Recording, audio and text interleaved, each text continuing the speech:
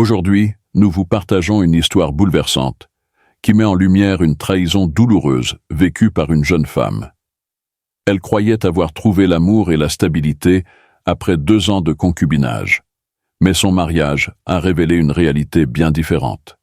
Découvrez son témoignage. Salut à tous. Je viens vers vous le cœur lourd, désespéré et profondément déçu par ce que je vis actuellement, particulièrement à cause de mon mari. Nous avons partagé 2 années de vie commune avant notre mariage officiel. Durant cette période, il était souvent absent, prétextant des missions professionnelles. La semaine dernière, il a enfin officialisé notre relation et je suis devenue sa femme légitime.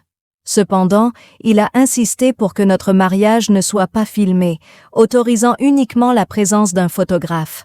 Cela m'a intriguée, mais j'ai choisi de ne pas m'attarder sur cette décision. 2 jours seulement après notre mariage, il m'a annoncé qu'il avait reçu une affectation dans une autre ville, ce qui l'a visiblement mis en colère car il ne souhaitait pas partir. J'ignorais les raisons de son mécontentement, mais je n'ai pas posé de questions. Hier, alors que j'étais chez nous, une femme est entrée avec 2 enfants et s'est présentée comme étant l'épouse de mon mari.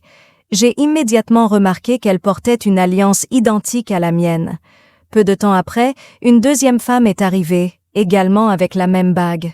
Elle m'a fait savoir qu'elle était là pour voir son mari.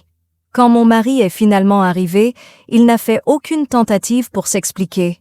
Au lieu de cela, il a simplement conduit chacune d'elles vers leurs chambres respectives, comme si cette situation était parfaitement normale.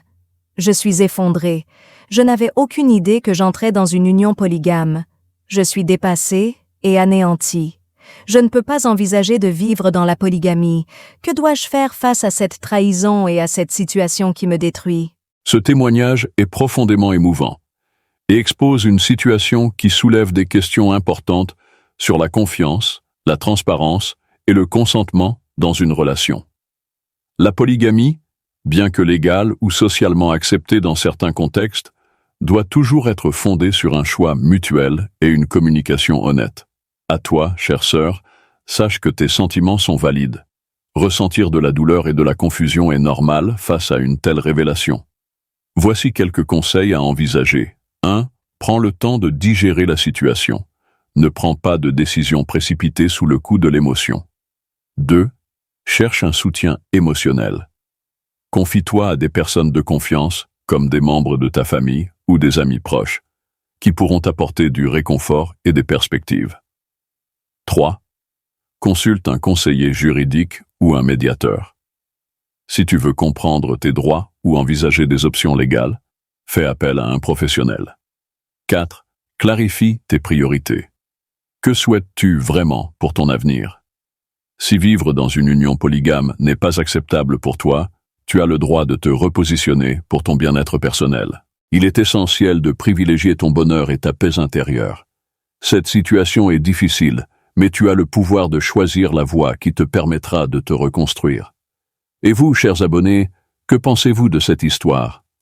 Quels conseils donneriez-vous à cette femme? Avez-vous vécu ou connu une expérience similaire?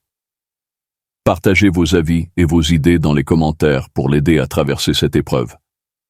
Votre soutien pourrait lui être d'un grand réconfort.